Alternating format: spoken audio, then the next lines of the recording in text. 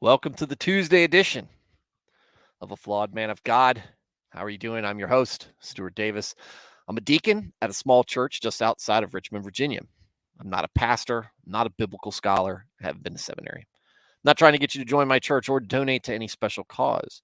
What I'm here to do is talk about God, talk about Jesus, talk about the Holy Spirit, talk about Christianity, talk about the Bible, talk about a wide variety of topics, issues, and current events, and give you my perspective on them, one that I think reflects that of your average Christian guy. I've been a Christian all my life, 40 years, non denominational Protestant. I don't subscribe to any particular doctrine or denomination. I'm just in the Word every day, trying to do better day in and day out. Walk a path closer to Christ each time. And sometimes I'll do it right, other times I'll do it wrong. But either way, you'll get an honest take from me whenever I'm streaming. So, if you're somebody who is interested in learning more about Christianity, learning more about Jesus, possibly putting your faith into him, which I highly recommend.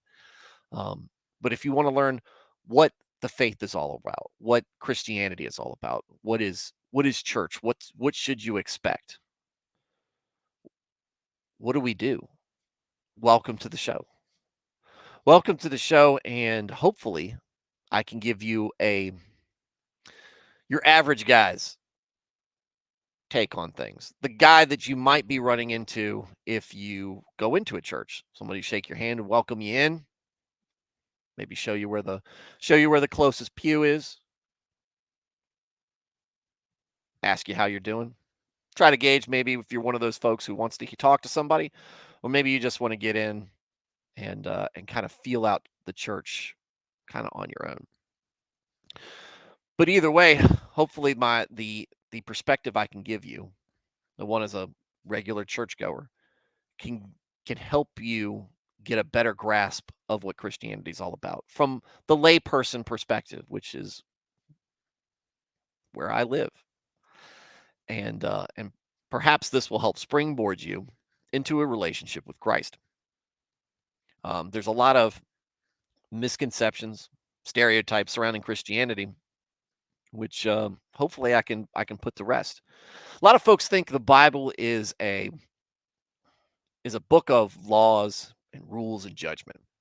And while there are laws, there are rules and judgments in the Bible.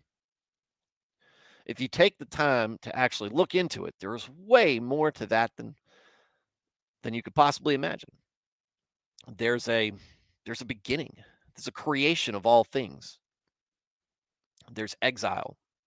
There is there is hope, love, kings, battles, betrayals.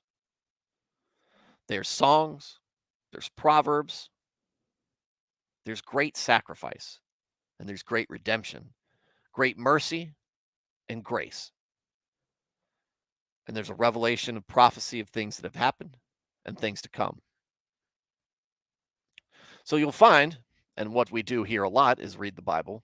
What you'll find is there's a lot more to Scripture than maybe what you had in your mind. If you might think that the church is a money grab full of folks who are self-righteous, maybe looking down on other people, want just treat it as a odd social club where that's what you do, look down on other folks. And there are some churches out there like that. They're not doing it the right way. Trust me. And what you'll find is when we cover scripture, it'll cover exactly who not to be. That's one of them. A good church is not just going to be fundamental to the Bible, follow it, take those commandments to heart, and try their best to put them into practice. But they're also going to be a family to bring you in and help grow in your faith. Be somebody that's a better reflection of God. A family you can lean on, and then ultimately somebody you can be somebody they can lean on. That's part of this community. And again, All comes back to Scripture. All comes back to the Word of God. In the beginning, there was God and the Word, and He that was with Him, right? So we take that seriously. But what you get here is a very relaxed approach. So if you're already a Christian and you just enjoy Christian topics and discussions, welcome as well. Have a great time. Whether you are already a Christian or just looking into it, we've got an awesome chat full of folks who come in on a regular basis. The community is very small, but pretty personal. Um, Folks, the chat is great at adding um, content to the show. And I would love for you to be a participant in that. So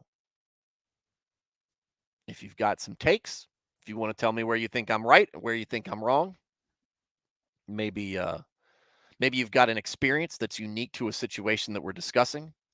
Maybe you've got some insights that you think can add. You are more than welcome. And in fact, encourage, put it in that chat. Put it in that chat. Like I said, we're very small. So if you put something up there, I'll read and respond to it. Right? We run this very similar to a Wednesday night study group or a Sunday school. It's very relaxed, very, again, layperson approach, comfortable place. And hopefully, it's something that you'll enjoy. If you enjoy it, the way to support this show is not by sending money, not subscribing to, a GoFundMe, Subscribe Star, any of that stuff. Not a Patreon. Subscribe, and share the show. Help grow this community. That'd be a huge help. If that's what you think, if you think that this channel is helpful, if you think the message, if you think the culture, you think the environment that we create is good and should be shared, by all means share it. And with that said, let's start this week off right. I know. If you're new to this channel, you're saying it's Tuesday, but Tuesday is the beginning of the week on the show when church softball season is going on. And to those of this who watch this show who are going, oh no, Stuart's going to start talking about softball. It's going to be like 20 minutes of sports ball talk. It's not going to be that bad, but we will talk about it because we lost both of our games this weekend. But this is what I liked, right? This is what I like about interacting with other churches, other men, and getting past what can sometimes be. Hold on.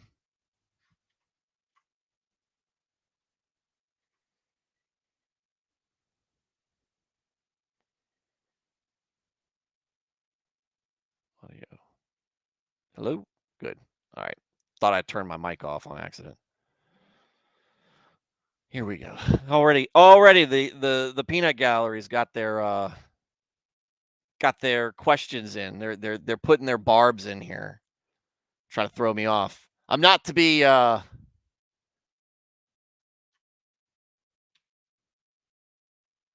crap, you've already got me distracted. This is what I like about dealing with other churches, other men of God, and getting past look, we're all competitive. We want to win. That's what we go out for. But we also go out. The main reason is to get good fellowship, have a good time, have a lot of laughs. And that's what I said. This team that I've been a part of for many years now, many seasons. We have more fun making fun of each other than we do actually playing. We do like batting and making fun of each other. They're probably right there on the same level. And most of the churches we play are similar, or maybe they don't have the same rapport within their team. They all got their own identity, right? But they're all generally most of them are generally pretty fun to play with. Some of them are not. Some of them take it too seriously. Some of them just don't have a good attitude. Just is what it is. But last night we played a team from a church that is I've never been to the church.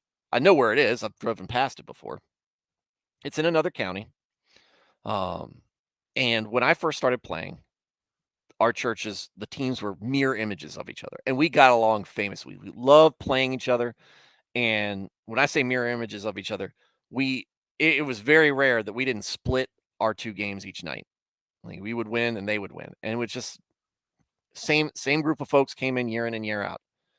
Then COVID hit, and our 1 year was canceled. We lost one season because of that. And then the next season, they weren't around. Now, the season before that, before COVID, they were struggling to get players on the field. And we were kind of helping each other out, sending our players over to their team if we weren't playing against each other, and vice versa. Because we were struggling a little bit as well. And then the year after COVID, the season after COVID, they didn't have a team, and we didn't know what happened to them. But the season after that, they showed back up. Oh, Faith Landmark's there. Hey, they're right on they're on our schedule. They show up. I recognize three guys on the whole team, and everybody else is different. And they played, and the guys were younger, and it seemed like there was way too much competitiveness with them. And I didn't enjoy the interactions I had. And so I kind of was a little, this was not a game I was looking forward to. We show up, new coach, some new faces, only two people from the pre-COVID seasons were still on the team. But we show up, new coach. I've got enough people to fill our team, but 3 of them are going to be late.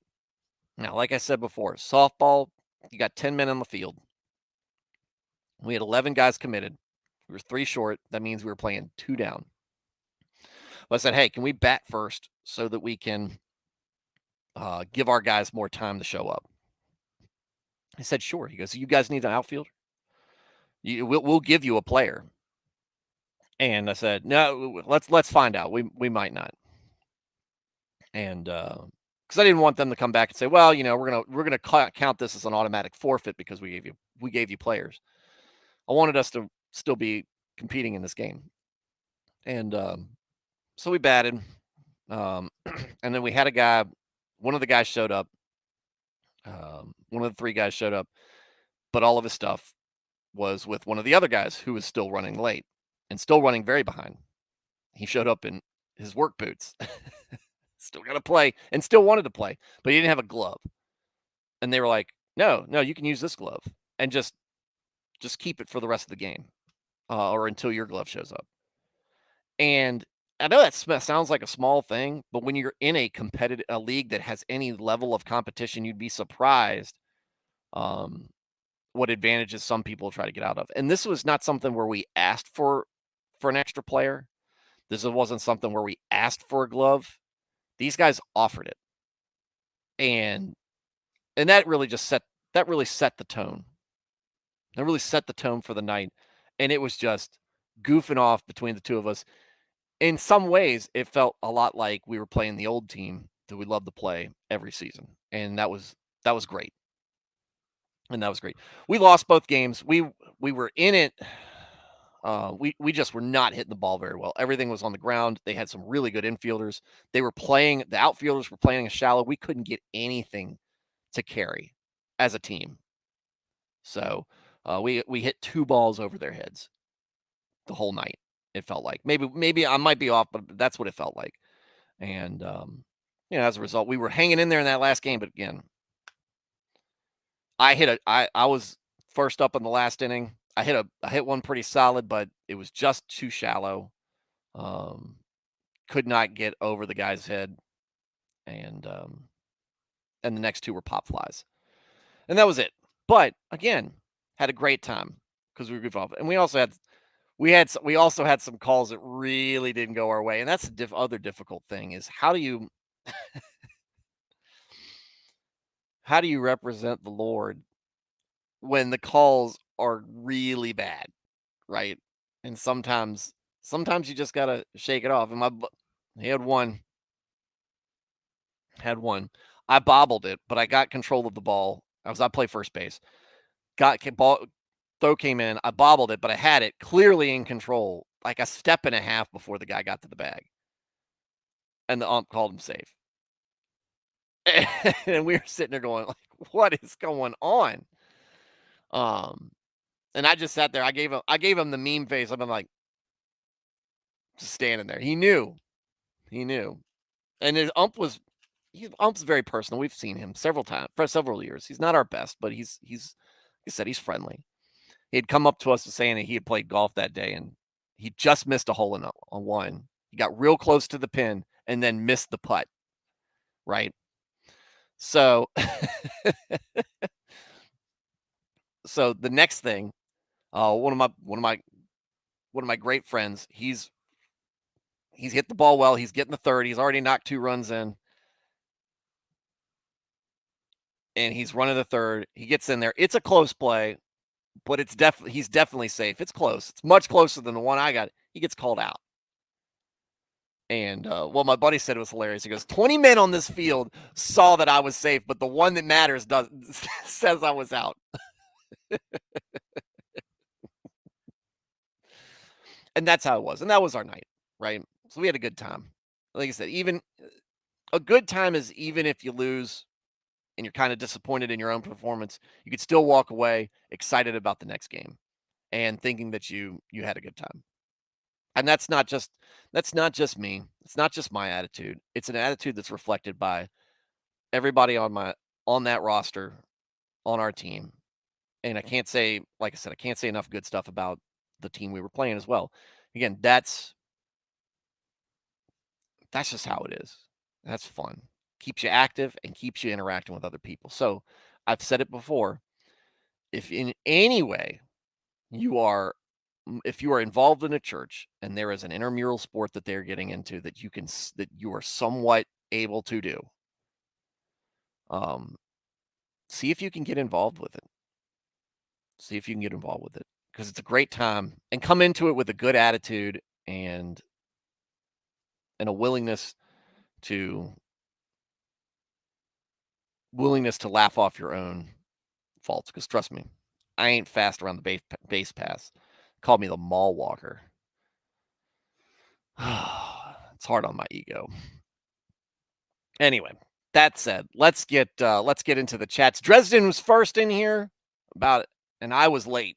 Dresden's first about a half hour before I showed up. Matt Felty, welcome, sir. MR, how's it going? Nernaeth, hardy har har. 17 minutes. There were no goals scored. There were no touchdowns. There's no football bats. Yeah, Felty, that's cool. Good natured competition. Like I said, you can't. I mean, it's kind of an intangible, right? It's an intangible when you get in there, and you can be competitive, but also not care. It's a weird mix, but again, it's a good feeling. Nernea said, you should have made them drink the bitter waters and prayed that God would make the losing team's abdomen distend. We weren't. When we got into this, when I was doing the readings, this was before almost all of y'all showed up to this channel, which is still kind of growing. We're at 456 subscribers now. I got a great. After I get finished with the chats, I'm gonna read to you the latest comment. I don't get a whole lot of comments. That doesn't say I need them. Not to say that I need the comments, but this one was very interesting. MR says you punch the ump, and then pray for forgiveness. So then I'll be praying I can still play because that's egregious. We pay those guys are paid guys to be out there. So if the league loses them because one of them was assaulted, yeah, I might get beat up. I need this, man. I can't throw this away. Ew, golf. I have a love-hate relationship with golf. I wish I was better at it. You mean cow pasture pool? I'll have to remember that. Good friend of mine is a huge golfer. Nemar said, you missed the tag just like my hole in one. Hey, my buddy was coming off the back. He looked at the ump. He goes, I'm glad you missed that hole in one. You deserve it after that call. Oh, my goodness. I said, I impeded once at 13, and a grown man got in my face. I held my ground, threw him out, And after the game, I was like, nah. You mean you umped once at 13? You umped once at 13. A grown man got in your face. Oh, okay. Softball side. And this is a problem. I know it's league wide and it's throughout youth sports, but particularly it seems in in boys baseball is how divorced from Christianity it seems that people now some of them may not be believers. Maybe most of them are unbelievers. I don't know. But the attitudes for parents is so toxic. I can't be around it. Like I get it that you want your kid to succeed. And baseball's a sport of failure. Always listen to what Deion Sanders said. I said 3 out of 10 times you're successful, and that's considered successful. That's considered a good job, Hall of Fame level. It's awful. It's awful. Every pitch the parents are talking crap. I was a terrible kid in soccer. I played soccer. I'm very good at soccer. Um, we don't have a church soccer team though. But I was a very misbehaving kid, and I didn't like it when things didn't go fairly. I did. I think I got in an ump's face. I had my hand on the ball. I was the goalie. I had my hands on the ball, had control of it, and the other kid kicked it out of my hands and scored a goal. And when I looked at the ref, he didn't do anything. And so I don't know if I got up and shoved at him or I got up and shoved him or if I gave him the finger, if I cursed him out. I was in third grade. I can't remember. I'm saying I was a wild kid. I was incredibly wild kid. And with that said, before we get into things tonight, this is very relevant actually to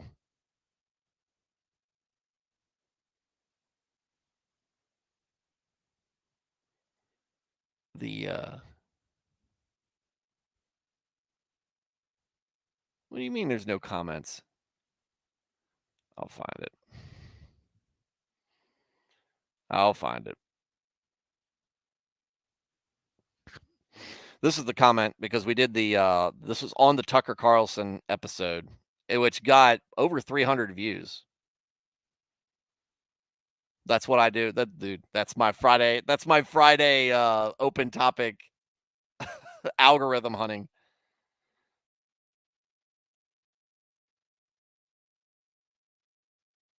Here we go.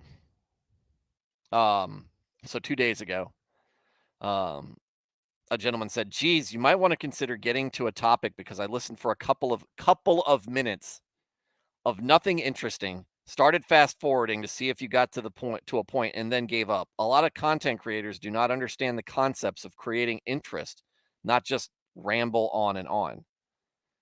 My response was, "This channel is clearly not for you." Because that's what we do here. But again, and I don't know. I don't know this guy never responded, but I could have told him it's like, "Look, if you listen to the intro, which I was clear in the intro, we run this very similar to a Wednesday night study group or a Sunday school. And this has been in every Sunday school and study group I've been in.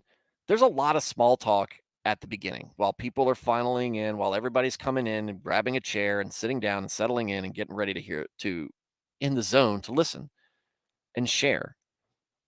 You have that small talk. You have that personal touch where I talk to you guys. If MR had a story or Nico's got a story or things like Emmanuel Osorio when he got his CDL license. Hope you're traveling safe, Emmanuel, by the way. Um, when you got that stuff, this is stuff that I want to hear about, that I care about, and I share my stuff too. It's something I picked up from Nick. He like he said, he does 10, 20 minutes to let people funnel in. Have nowhere near the size audience. But there you have it. There you have it. It's time for us to kind of just get in the zone of things. And it's not just me rambling on for you guys. In case y'all weren't aware, I'm interested in what's going on with y'all. If y'all have got something y'all want to share, if you want to keep your life private, that's fine too. I don't care. That's it's personal life for a reason. But if you're wanting to share, if you're wanting to be part of this, if you want to share something a little personal and put it out there and have us either pray for you or cheer you on or just listen, I'm just offering you an opportunity to do it. I'm not saying whether it's even a good idea to share it. There is oversharing that can occur, guys. But just so you know, whether it's Emmanuel's CDL, MR's bar exams, Nico's exams, midterms. Are they midterms or are they finals now? No, these would be finals, right, Nico? Um, Porcupine's bus, your Nath's uh, um, Wednesday night schools, uh, study groups, any of that stuff. Any of that stuff. Put it in there. Put it in there. I want to hear about it. I'm interested. We're going to get to the word. We're going to get to our topic, which is the wild thing because we spent about an hour and a half on the topic. So I don't know how much he I don't know how much he fast forwarded. Maybe 5 minutes. The rambling on and on. This is a live stream. If you want something that gets quick to the cut, you're going to look for a much more polished, much more professional and pre-recorded YouTube. Generally pre-recorded YouTube. Text in Italian. How's it going, sir? Let's see. We could have already gotten started. All right. So tonight, first off, while we're still on the small talk, I hope all y'all's weekends were great. Hope you all had a fantastic weekend. I finally got my plumbing issue squared away, but I guess I'll save that for tomorrow night's small talk intro. But glad to see a lot of the regulars in here. That means you made it through the weekend. That's something. All right. Tonight we're going to go with 2nd Chronicles 9 and 10. All right, we're going to wrap up the reign of Solomon. As I was scanning through, getting ready for tonight's discussion, what I noticed is not really what I don't see that I think is discussed is where Solomon really fell apart, as was described in Kings. And we'll talk about that more once we get in there, but it really just, kind of focuses on his accolades and not on his failings, which is a departure from King David, where we do talk a little bit about his failings, but we don't talk about Bathsheba's, David's failings with Bathsheba and Uriah. They talk about the census. I'm sure there's meaning and intent behind that. I just can't tell you what it is. So we're going to talk about that, and then we're going to talk about the strife that happens in the vacuum of Solomon's death, and the fact that God has already basically said kingdom's going to split. Right? So let's get into that without further ado. So if you fast forward 30 minutes, you can get to the meat and potatoes, I guess. How dare you? I'm just kidding. I might respond with a link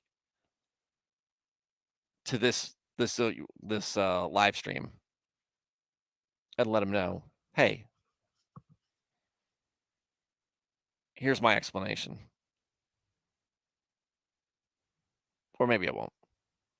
Because it sounds like he's not going to be. It doesn't matter. He doesn't need an explanation. He's not going to like this channel. And and then it'd be me wasting my time. And maybe being petty. I don't know if I feel like I come off a little petty that way. I'm not doing it to get back at him. Just kind of feel like I always got to explain myself. Nico's finals are next Friday. So TGIF next Friday. MR, for some reason, wants Nico to break his leg, which is terrible. Terrible thing. MR, be ashamed of yourself. That said, here we go. Second Chronicles chapter 9. The Queen of Sheba visits Solomon. Oh, we got very VIP visits. When the Queen of Sheba heard of Solomon's fame, which was great, by the way, guys, she came to Jerusalem to test him with hard questions. Arriving with a very great caravan with camels carrying spices, large quantities of gold, and precious stones, she came to Solomon and talked with him about all she had on her mind. Solomon answered all her questions. Nothing was too hard for him to explain to her. When the Queen of Sheba saw the wisdom of Solomon, as well as the palace he had built, the food on his table, the seating of his officials, the attending servants in their robes, the cupbearers in their robes, and the burnt offerings he made at the temple of the Lord, she was overwhelmed. Hey, the splendor of the Lord is a lot to contain. It's a lot to digest right off the bat. Probably like drinking from a fire hose. And this is a lady who is used to opulence, many of the trappings of royalty, right? There's a lot of ceremony and all that other nonsense. But when you enter Temple of Solomon, when you enter his palace and you see everything going on the way it is and the real meaning behind it, you can be impressed, maybe a little dumbfounded. She said to the king, "The report I heard in my own country about your achievements and your wisdom is true, but I did not believe what they said until I came and saw with my own eyes. Indeed, not even half the greatness of your wisdom was told me, and you have far exceeded the report I heard. How happy your people must be! How happy your officials who continually stand before you and hear your wisdom." That's because he'd already got rid of they'd already gotten rid of Nernea's buddy. Praise be to the Lord your God, who has delighted in you and placed you on his throne as king to rule for the Lord your God.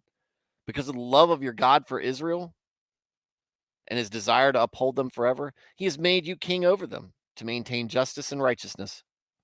Then she gave the king 120 talents of gold, which is 4.5 tons of gold. And people coming in with by the truckload with these things. Good night. 120 talents of gold, large quantities of spices and precious stones. There had never been such spices as those the Queen of Sheba gave to King Solomon. It was a spicy gift. Maybe she had some spicy memes to share as well? Probably not. This is the Old Testament. Sharing spicy memes might end up in the death penalty. I want you all to know that those of you in the Discord. The servants of Hiram and the servants of Solomon brought gold from Ophir. They also brought algum wood and precious stones. The algum wood has a notation here, by the way. Probably a variant of almug wood. Okay, yeah, sure. What is algum wood?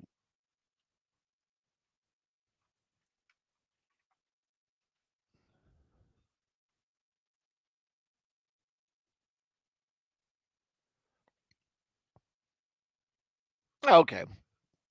If you've seen a lot of woodworking from the Middle East, like it looks like that. Right? It's got that finish to it.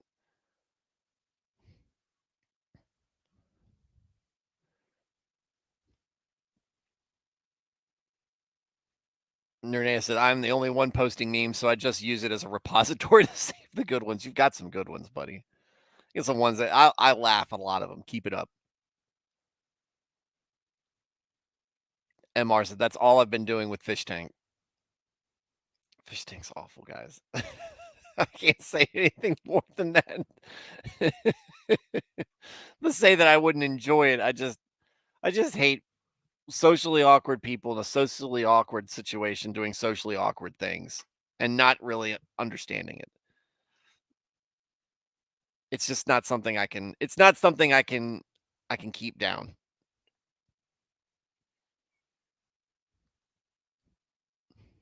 The king used the algum wood to make steps for the temple of the Lord and for the royal palace, and to make harps and lyres for the musicians. Nothing like them had ever been seen in Judah. There you go. So look, we have some royal gifts being turned into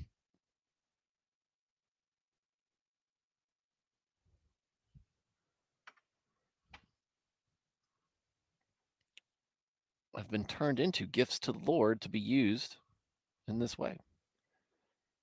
And this was gifts given with well intentions, and apparently, as we've seen from Queen of Sheba's own words, she was very impressed and offered this stuff up as an honor.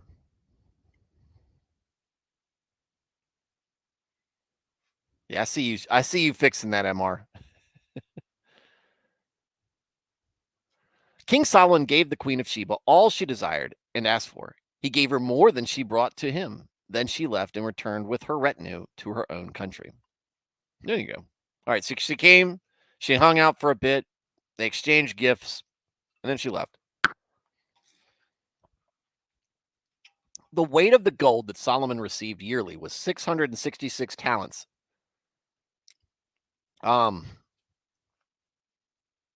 That's ominous.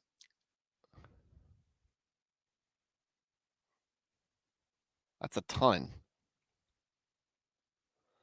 Not including the revenues brought in by merchants or traders. Also, all the kings of Arabia and the governors of the territories brought gold and silver to Solomon. This really is bothering me, guys. The 666 talents. Does that change with different translations, or is that a pretty...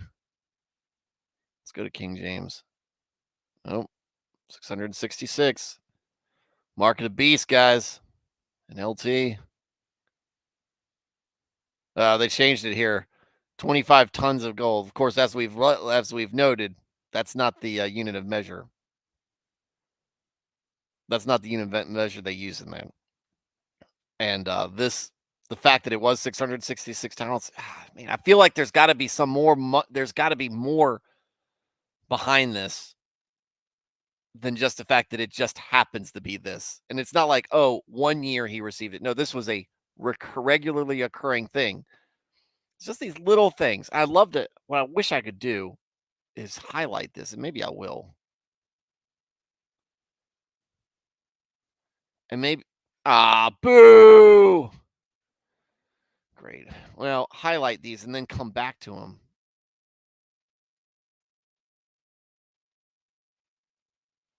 Wait. They just switched. Hang on. That's switched. Hold on. Oh, we're in new NLT. Okay. New international version. Okay. Buy a notebook. Look, we've already got people complaining about rambling. Imagine the dead air with me taking notes. I'd love to go back through here and kind of fill in some of these, talk to people, try to educate myself more on why is this here? What does this mean?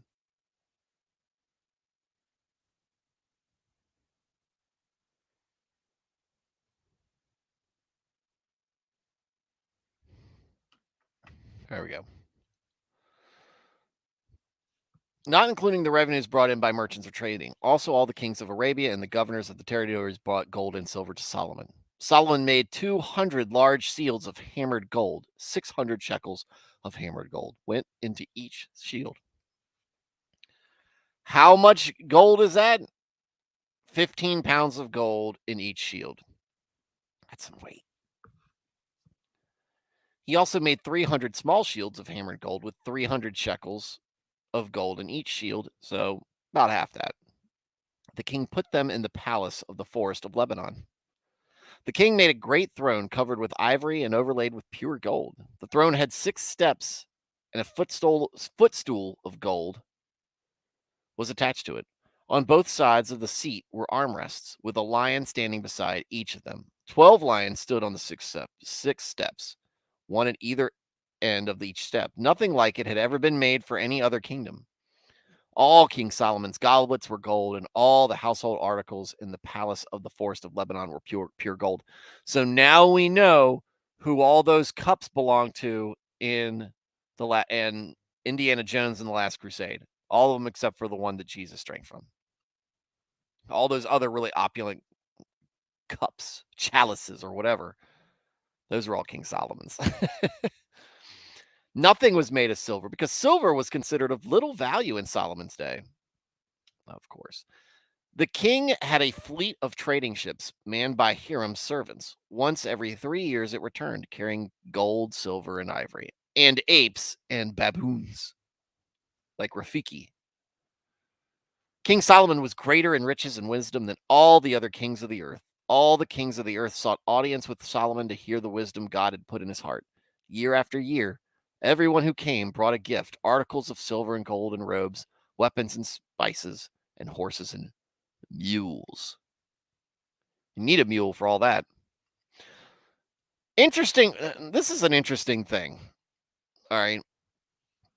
Interesting to note. Maybe I'm reading into this a little bit. Take it or leave it. God gave King Solomon this knowledge, right? King Solomon asked for it as a way to rule his people honorably, correctly, responsibly, right? And not lead them into folly. She ends up doing in a way. Well, that's part of one of his problems. But God grants him that wisdom. God does not tell him not to share this wisdom with other nations, competitive nations, nations that may have been past rivals, might be future rivals. He doesn't say don't talk to them. He wants, it seems, King Solomon to put this out there. Now, it could be just to say, hey, look, this is the knowledge and wisdom that my Lord, the God of the universe, has granted me. Right?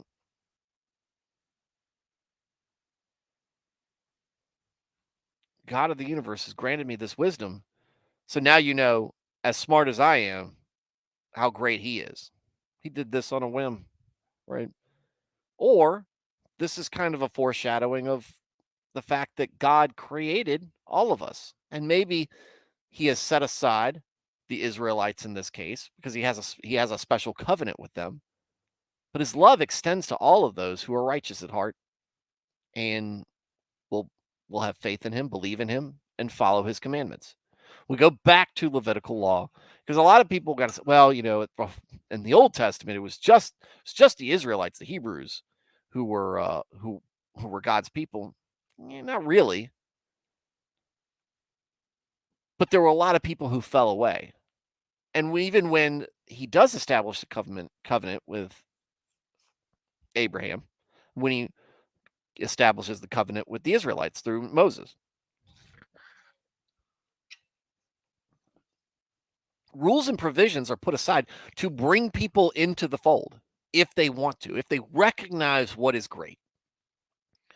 They have a way in as the outsider or the foreigner, and they are meant to be treated with respect. So even before the Gentiles, before the Samaritans, before all of this is talked about from Christ, we see this is already actually kind of a thing. And we see where it's the Israelites who kind of think too much of themselves, which is a common occurrence that really makes it look like there's nobody in God's heart but them. And that couldn't be further from the truth. Solomon had 4,000 stalls for horses and chariots, and 12,000 horses, which he kept in the chariot cities, and also with him in Jerusalem. He ruled over all the kings from from the Euphrates River to the land of the Philistines, and as far as the border of Egypt. The king made silver as common in Jerusalem as stones. They said it was worthless, and cedar as plentiful as sycamore fig trees in the foothills. Solomon's horses were imported from Egypt and from all other countries, and he did this in not a long amount of time. This was prosperity, almost. David was already bringing the prosperity in, but I mean, growing a nation and making it this rich and this wealthy in very short a time, that is a feat. That is quite a feat. And look, and everything moves slower back then. Everything moves slower back then because that's just the nature of the technology at the time. Solomon's death. As for the other events of Solomon's reign from beginning to end, are they not written in the records of Nathan the prophet, in the prophecy of Ahijah the Shilonite, and in the visions of Iddo the seer concerning Jeroboam son of Nebat? Solomon reigned in Jerusalem over all Israel 40 years. Then he rested with his ancestors and was buried in the city of David his father. And Rehoboam his son succeeded him as king. In a way. But there you have it. I mean, 40 years. 40 years. Much of that was, the first part of that was devoted to building Solomon's temple. That's good. Did a good job there. And there you have it. All right, getting back to the comments. John Smoth. Some traditions hold the idea that Solomon gave her a son as well. I believe the Ethiopian dynasty still claims this to be true. Maybe he does. Look, I mean, that's a pretty believable, pretty plausible thing, right? Because Solomon has lots of kids, and he had lots of wives, and he had lots of concubines. And when you've got a smart, wealthy, handsome, charming guy as king, and you got a queen who's apparently quite beautiful and young herself, she's hanging out for a little while. I mean, again, that's an interesting side note there. Be interesting to see if it is true. Matt Felty, I'd like to learn Logos Bible software. Was supposed to join his intro class tonight, but forgot about the time zone differences.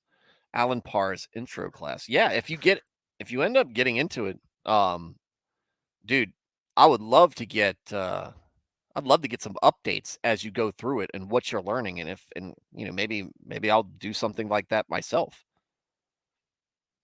That would be pretty cool.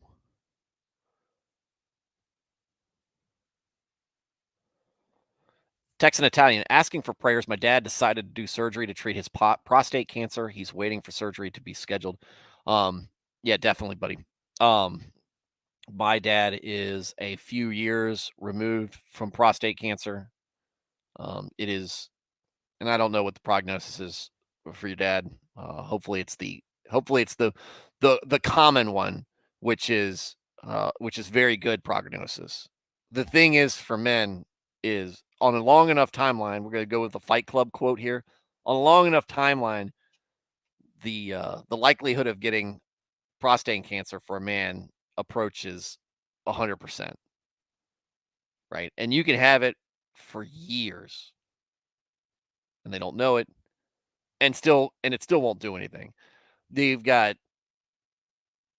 90, 95, 100-year-old men die of just natural causes. They go in there, they find prostate cancer. It's just been there. But hopefully, I mean, obviously, my dad had the surgery. It was painful. There are some side effects to it, from what I'm told. But getting more time with your family by basically saying, all right, well, I know probably got this prostate cancer thing checked off the box. Now I just got to worry about all the other things that'll come after me as I get older. But getting that time the family is more than worth it as well. So I'll be praying for your dad, Dex in Italian. Hopefully that the surgery goes well, that the prognosis is right along the lines with most of us, which is very, very good survival rates, incredibly good survival rates, and that things go very well with him and you enjoy the next 20, 40 year or however many years uh, God gives you with him, and that this will just be a phase that y'all look back on and one that you remember, and getting your own stuff checked out. Getting your own stuff checked out. But yeah.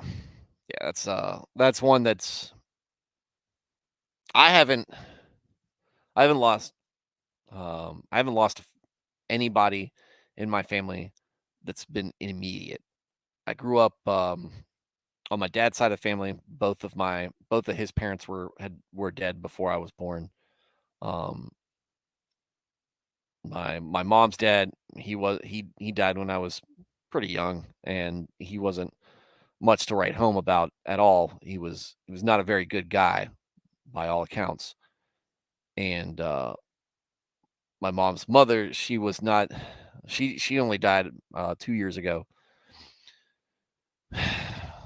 She and I just did not get along. It was not a very grandmotherly relationship that I had with her. And so um, it's just for the most part, it's been very much a me, my brother, my parents growing up and everything. And now it's expanded so much with having kids or getting married, having kids, my in-laws living with us, and everybody's healthy and happy.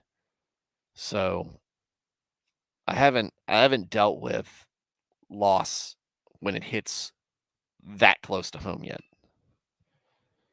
I know it sucks. I know it can eat people up. I mean, my mom is still grieving, and she's she's several years older than me, obviously. And my grandmother was in her 90s, but it was a complicated relationship, but it was still very close, and she's still grieving that.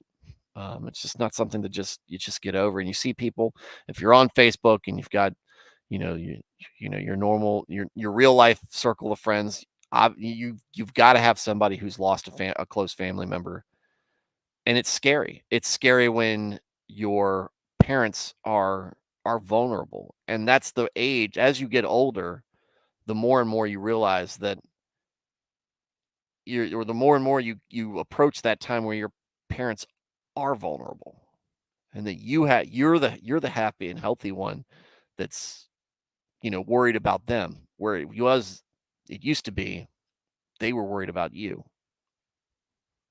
It's an interesting dynamic. um but like I said, in Texan saying cancer's not metastasized, that's great. Like I said, it's if you're gonna get one, that's the one to get. If you're gonna get cancer, if you're only gonna have cancer once in your life, let it be prostate cancer. um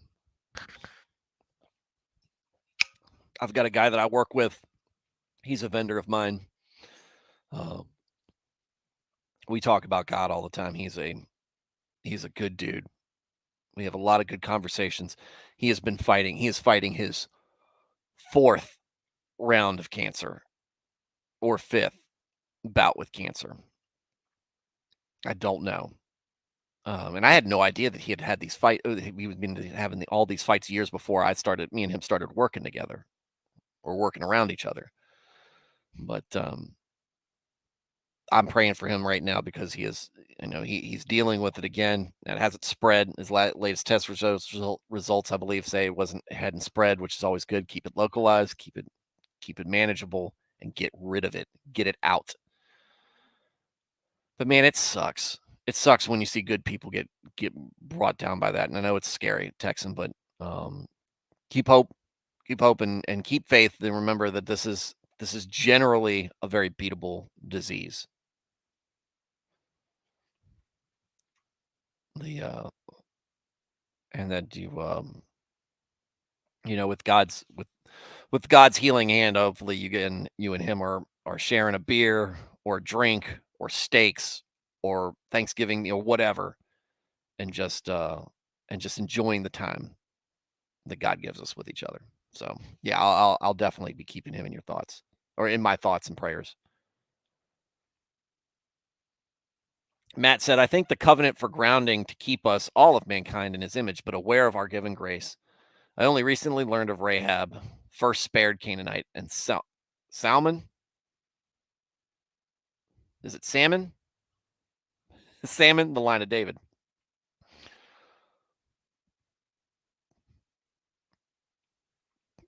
MR says, prayers, man. Matt said, man, F cancer, your mother's survivor. Good. Glad to see that she came out on the other side. John's moth, family loss is tough. My biological father joined a motorcycle gang and got violent, so they divorced. And my grandpa became my father figure. Bio dad got murdered and grandpa died close together. My mother-in-law passed away a couple of years after I got married, and helping my wife through what was the hardest thing I've ever gone through. Yeah, you become a survivor of grief, right? Of loss at that point. And it brings a lot of things into brings a lot of things into perspective. I assume. I mean, I've been around death.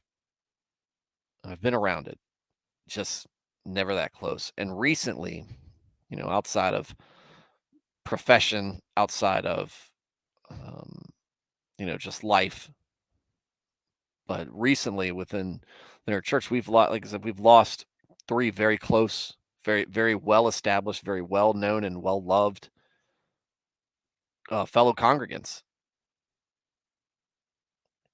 and it sucks. That shakes the whole foundation. That's one after another after another. One was just over a year ago. A pillar of our congregation, unexpectedly. I saw him a few hours before he died, and just the amount of people whose life that he touched.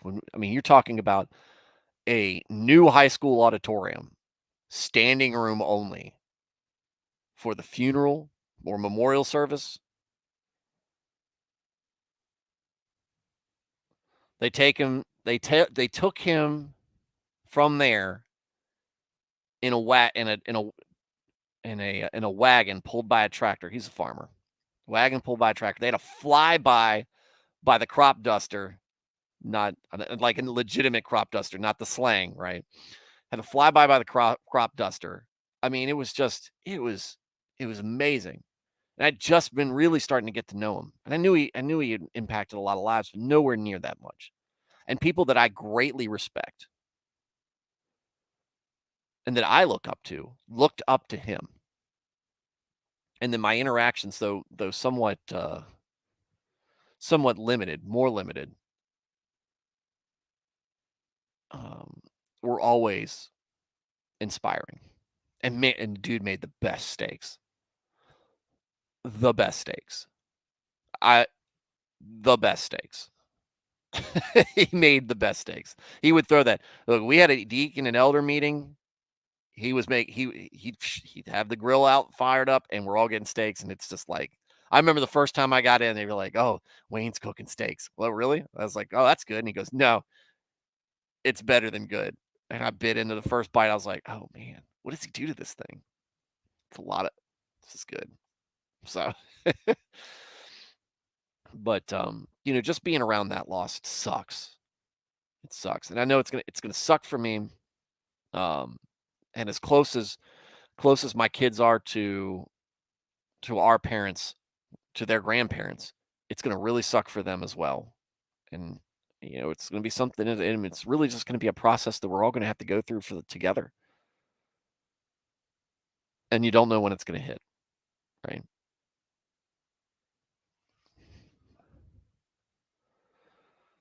But John, I'm glad you seem like a pretty even guy. You always swoop in with a great comment or a knowledgeable thought. So if your grandfather was your father figure. He did a damn good job doing it. And I'm happy you had him.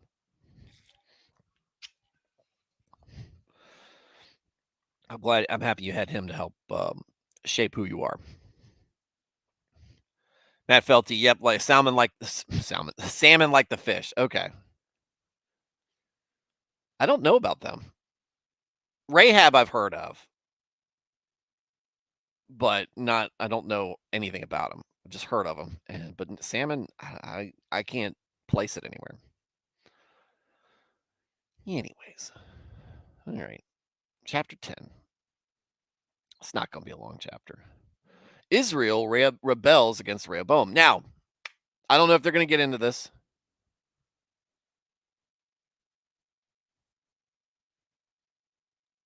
I don't know if they're going to get into this. But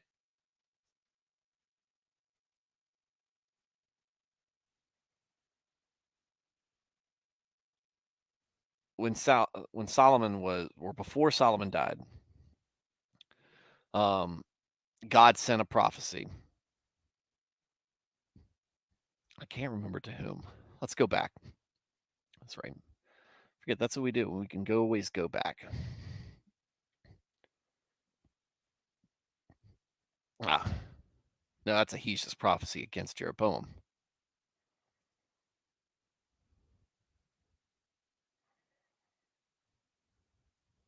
Here we go.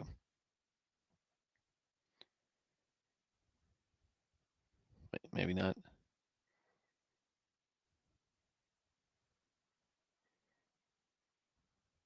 Ooh.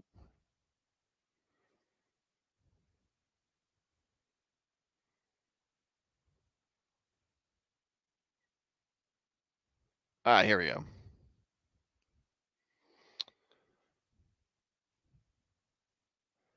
About that time, Jeroboam was going out of Jerusalem. Ahijah, the prophet of Shiloh, met him on the way. Now, reminder that was just mentioned at the end of Solomon in Chronicles, where what we just wrote as one of the reference points.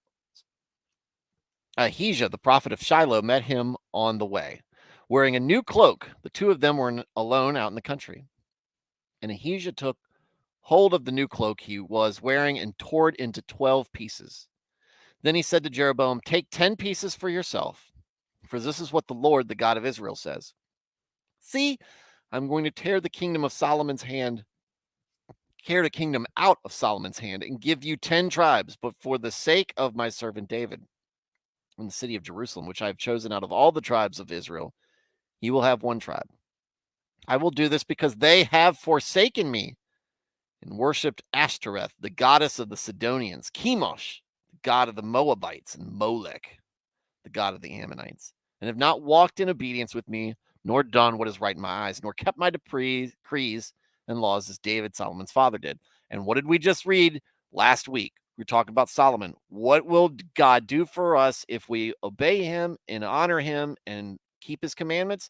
And what will he do if we do not, if we fail? And they have failed. And so this is happening. Because up here, we will read, Solomon held fast to them in love. He's talking about his wives. He had 700 wives of royal birth and 300 concubines, and his wives led him astray. As Solomon grew old, his wives turned his heart again after other gods, and his heart was not fully devoted to the Lord his God. And if the leader ain't doing it, the people ain't doing it. As the heart of David, his heart was not fully devoted to the Lord his God as the heart of David, his father, had been. He followed Ashtoreth, the goddess of the Sidonians, and Molech, the detestable god of the Ammonites. So Solomon did evil in the eyes of the Lord. He did not follow the Lord completely as David, his father, had done. On a hill east of Jerusalem, Solomon built a high place for Chemosh, the detestable god of Moab, and for Molech, the detestable god of the Ammonites, because they're all detestable. He did the same for all his foreign wives who burned incense and offered sacrifices to their gods. And it goes in there some more. But since this is your attitude and you have not kept my covenant and my decrees, which I have commanded you, I will most certainly tear the kingdom away from you and give it to one of your subordinates. Nevertheless, for the sake of David your father, I will not do it during your lifetime. I will tear it out of the hand of your son. Yet I will not tear the whole kingdom from him, but I'll give him one tribe for the sake of David my servant and for the sake of Jerusalem, which I have chosen.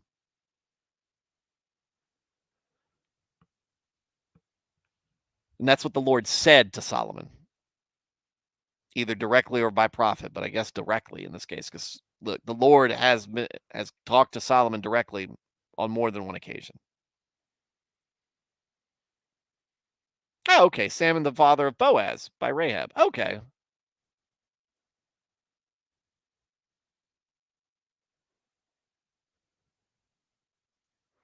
I learned it in a Joshua study, though. Oh, yeah. Rahab. Let's go back. Hang on, since we're goofing off a little bit here, and when I say goofing off,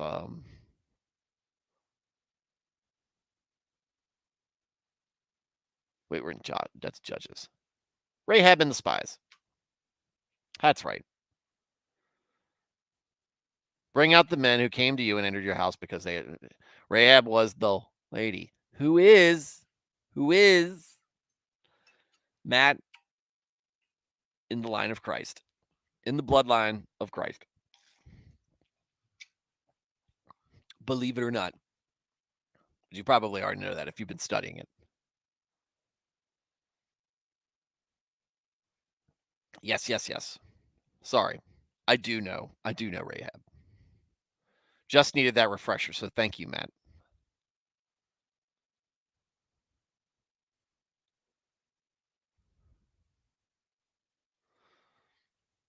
John Smoth, thanks, man. I can only thank God for keeping my head screwed on straight. Amen. I was right there with you.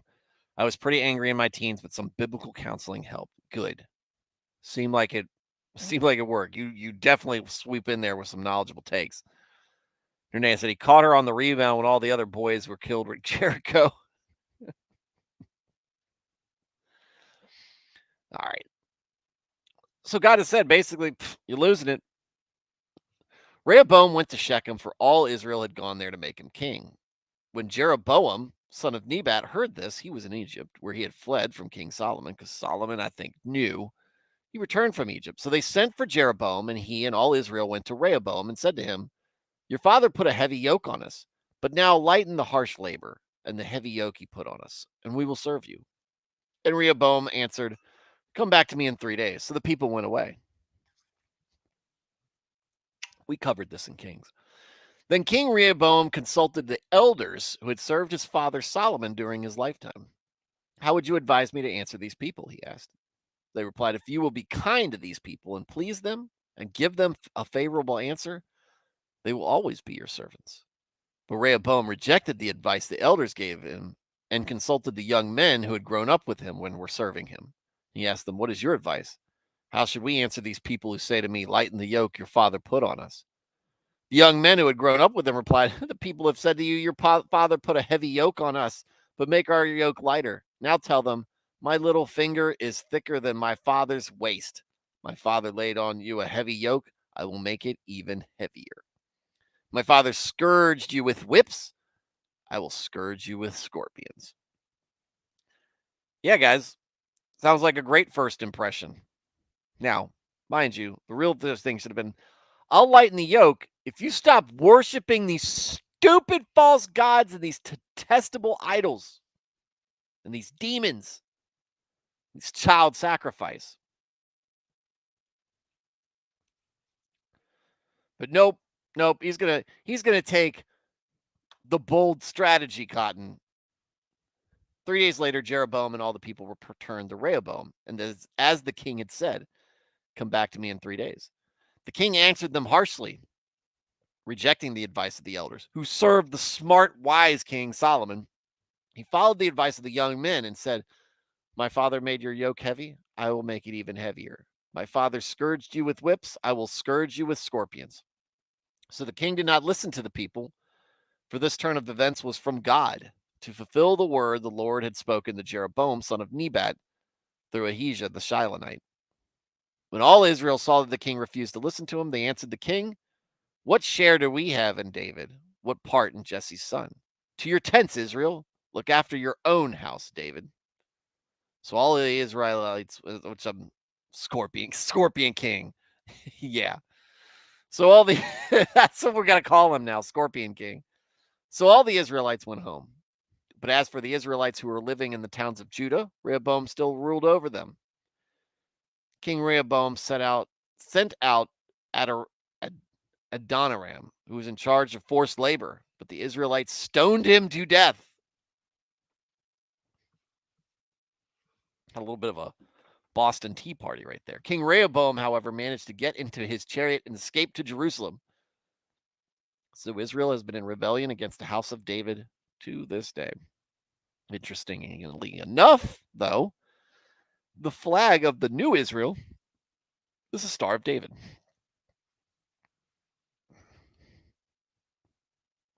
There you go. Or it's called that. I don't know any of the roots of that star shape symbol, whatever, or why it's called the Star of David, but I'm sure somebody knows. All right, guys, that'll conclude things today. We'll conclude things tonight, and we will look towards the next couple of chapters in Second Chronicles. We are about a quarter of the way through Chronicles, so if y'all thought that this is going to start moving fast, it's not. Wasn't Adoniram the master builder lent to Solomon by the king of Tyre? No, that was hang on.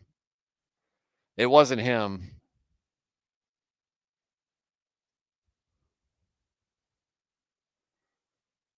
That's dedication. The ark, temple's furnishings. Huram. Huram is the there's a ram in there, but it's Huram, not Adoniram. Huram is the one.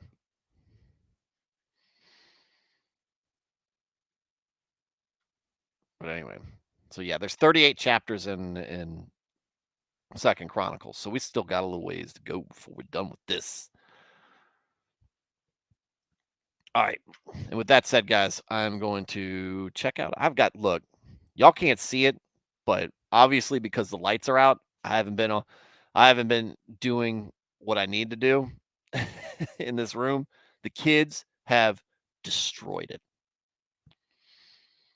Kids have destroyed it. These daggone kids have destroyed this room, and I'm going to be cleaning it up and also eating a Domino's sub. Look, I don't like Domino's pizza. This subs are legit. So, MR, that's not John Smoth. Texan Italian's dad. But also, I'm sure John Smoth's dad probably could use some prayers in the space-time continuum or whatever. But that's let's keep Texan Italian and his dad and in our minds, in our prayers, and really ultimately that God's will be done, and that the no matter what the outcomes are, that y'all are keep a good, hopeful, positive, Christ-like attitude throughout. But like I said, I think that you guys will be. I think you guys will be all right. I think you guys will be all right with this. Renee says the sandwiches are right. They're pretty good. They're pretty good. They're good. They're really good in a pinch. But yeah, the fried cheese. I like it when the crusty fried cheese parts of it. All right, guys. So Mr. Nernaeth, John Smoth, Matt Felty, Texan Italian, and let me see, Nico in Dresden.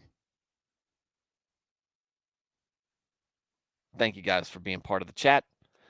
Thank you guys for tuning in. Thank you guys for giving me your thoughts, sharing some things, some personal things, sharing some of your some of what's on your mind and what's weighing on your heart and on your soul. I don't mind hearing about it. I don't mind giving whatever counsel or words I can give. Um, One of the things I'm not really good at oftentimes is the gift of silence. Sometimes it's just sometimes you just want somebody there. You don't need them to say anything. You just need a maybe a hand on your shoulder just to know that they're there and that you're not alone. I'm not as good at that, especially out here, but because I can't put my hand on any of y'all's shoulders. But the Lord is with you. The Lord is with all of you.